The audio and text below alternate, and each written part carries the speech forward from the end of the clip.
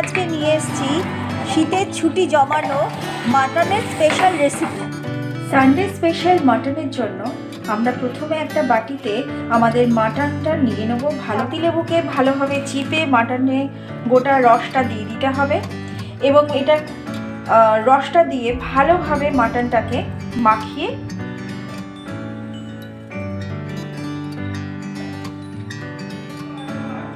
লেবু চিপতে গিয়ে অনেক সময় বীজ পড়বে, তো বীজগুলোকে আমরা তুলে ফেলে দেবো। আমরা মিনিট 15 মতো রেখে দেবো।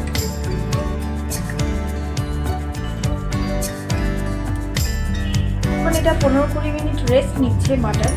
ততক্ষণে আমরা মাটনের ম্যারিনেশনের জন্য রসুন, আদা, কাঁচা লঙ্কা আর আমি কাঁচা পেঁপেকে একদম সরু সরু করে কুচিয়ে নিয়েছি, এগুলোর পেস্ট বানিয়ে নেব।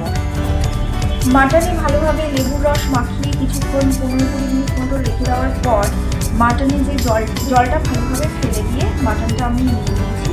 আমি সাধারণত মাংস রান্নার ক্ষেত্রে সেটা মাটন হোক বা চিকেন, লেবুর রস মাখিয়ে কিছুক্ষণ রেখে দিয়ে মাংসে যে জলটুকু জমে সেই জলটা ফেলে দিয়ে মাংসটাকে নিয়ে নিই। আমার লেবু মাখিয়ে রাখার ব্যাপারটা সম্পূর্ণ অপশনাল, এটা আপনারা স্কিপ করেও যেতে পারেন। যাই হোক, এবার আমি ম্যারিনেশনের জন্য মাটনটা নিয়ে নিয়েছি এবং ম্যারিনেট করতে আমি যে জিনিসগুলো নিয়েছি সেগুলো হলো, এটাকে বেটে নিয়েছি আর এখানে দই কিছুটা, এই 80-90 গ্রাম মতন দইকে ভালোভাবে ফেটিয়ে নিয়েছি। এছাড়াও আমি আরও কিছু মশলা যোগ করবো এখানে। তবে এখানে আমি বলে দিই, আদা রসুনের যে পেস্টটা আমি করেছি সেটা কিন্তু আমি খুব একদম মিহি পেস্ট করিনি, একটু কোর্সলি পেস্ট করেছি। এটা আপনারা মিক্সিতে বা শিলে যেভাবেই করুন তাতে কোনো অসুবিধা নেই, তবে একটু মানে কোর্সলি পেস্ট করলে ভালো হয়। পেঁপেটার ক্ষেত্রেও একই কথা, স্মুথ পেস্ট এক্ষেত্রে হবে না। মাটনটা ম্যারিনেট করতে আমরা প্রথমে যেটা দেবো সেটা হচ্ছে রসুন আর লঙ্কা কুচিটা দিয়ে দেবো। এরপর পেঁপে বাটাটা দিয়ে দেবো, ফ্যাটানো দইটা দিয়ে দেবো, 2 চামচ মতন ধনে গুঁড়ো দেবো, জিরে গুঁড়ো, লঙ্কার গুঁড়ো 2 চামচ করে দিয়ে আর কিছুটা পরিমাণ সর্ষের তেল।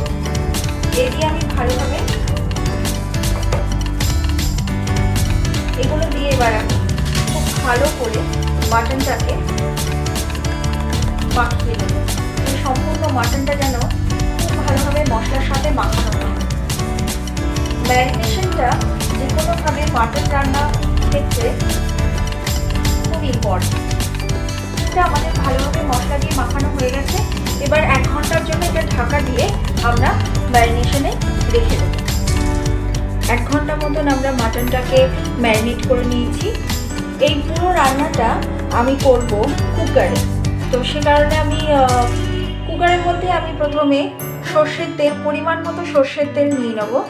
তবে মাটন রান্নার ক্ষেত্রে খুব একটা সর্ষের তেলের প্রয়োজন হয় না, কারণ মাটনের নিজের অনেক চর্বি থাকে এবং এই চর্বিগুলো পরে তেলে পরিণত হয়ে যায়, তো কারণে আমি মাটনে খুব বেশি তেল দিই না।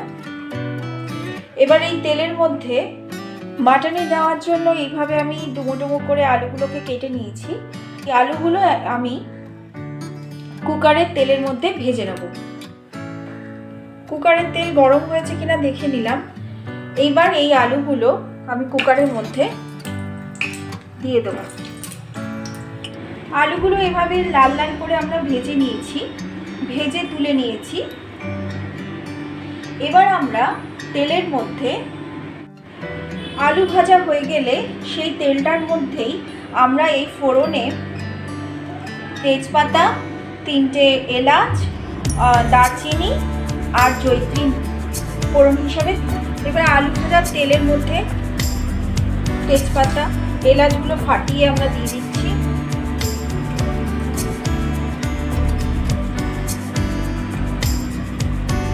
ফোড়নগুলো সব দিয়ে দিলাম। এবার যেটা দিয়ে দেবো সেটা হচ্ছে পেঁয়াজ কুচি। পেঁয়াজ মোটামুটি যখন ভাজা হয়ে গেছে, দেখুন ঠিক এরকম অবস্থায় আমরা মাটনটা দিয়ে দেবো। কুকারে মাটনটা দেওয়ার পর এইভাবে নেড়ে চেড়ে মাটনটাকে আমাদেরকে অনেকক্ষণ ধরে কষাতে হবে। আপনারা জানেন বন্ধুরা, মাটন কষানোর ওপর আর মাটন ম্যারিনেশনের ওপর মাটনের স্বাদ সব থেকে বেশি নির্ভর করে। তো আমরা এটা অনেকক্ষণ ধরে কষাবো। একটা ছোট জায়ফল আমি এখানে গ্রেটারে করে গ্রেট করে দিয়ে দেবো। বন্ধুরা, আমি মাটনটা আরও 10 মিনিট মতন কষিয়েছি। কষানোর পর এই জায়ফল গুঁড়োটা এখানে দিয়ে দিলাম।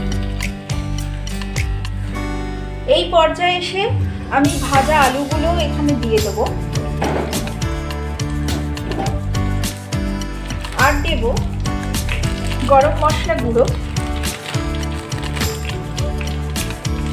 এবং মিট মশলা গুঁড়ো। এগুলো আপনারা পরিমাণ মতো দিয়ে দেবেন এবং এটা দেওয়ার পর আমি কিছুটা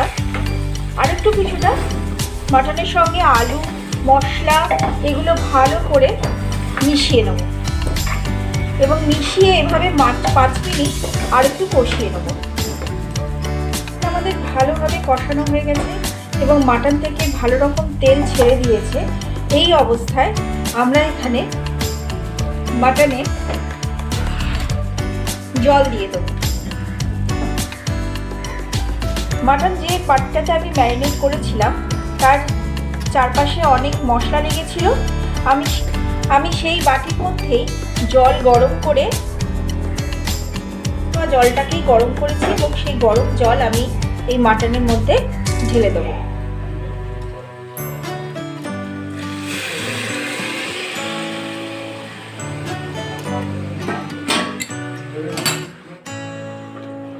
জলটা দেওয়ার পর দেখতে পাচ্ছেন বন্ধুরা, একটু মাটনটা ফুটছে।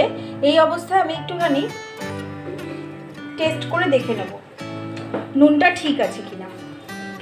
যদি দেখা যায় নুন একটু কম আছে, সেক্ষেত্রে আমরা পরিমাণ মতো নুনটা মিশিয়ে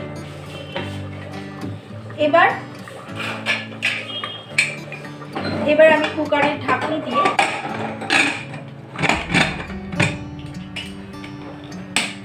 দুটো হুইসেল দেব এবং দুটো হুইসেল দিলেই আমাদের মাটন একদম রেডি। তবে এক্ষেত্রে আমি একটা কথা বলতে ভুলে গেছিলাম, সেটা হচ্ছে মাটনটা যে কষানো হলো, এটা প্রায় 8 ঘন্টা ধরে আমি মাটনটা কষিয়েছি এবং এই পুরো মাটন কষানোর প্রক্রিয়াটা আমি একদম গ্যাসকে সিমে রেখে করেছি। যদি গ্যাসের ফ্লেম খুব হাই থাকে সেক্ষেত্রে তলায় মশলাগুলো লেগে যাওয়ার বা পুড়ে যাওয়ার সম্ভাবনা থাকে। তো আপনারা গ্যাসের ফ্লেমটা একদম সিমে দিয়ে পুরো কষানোর প্রক্রিয়াটা করবেন। আমাদের সানডে স্পেশাল মাটন একদম রেডি। সমস্ত রান্নাটা আমি কুকারেই করেছি, একদম ঘরোয়া উপকরণ দিয়ে খুব সিম্পল ওয়েতে আমি পুরো রান্নাটা করার চেষ্টা করেছি। আশা করি আপনারা পুরো প্রসেসটা দেখেছেন রান্নার। তবে যদি আপনারা বাড়িতে মাটন রান্না করে খান তাহলে অবশ্যই আপনাদের ভালো লাগবে বলেই আমার মনে হয়। এরকম ধোঁয়া ওঠা গরম ভাত, মাটন, আর এর থেকে বেশি আর কি চাই বলুন ছুটির দিন জমানোর জন্য। আশা করি বন্ধুরা আপনাদের এই রান্নাটা, মাটনের রেসিপি খুব ভালো লেগেছে। আর যদি ভালো লেগে থাকে তাহলে অবশ্যই আমার এই রান্নাটাকে লাইক, শেয়ার এবং সাবস্ক্রাইব করতে ভুলবেন না। আমার চ্যানেলটিকে সাবস্ক্রাইব করার অনুরোধ রইল। ধন্যবাদ বন্ধুরা, আজকের মতো এইটুকুই। টাটা।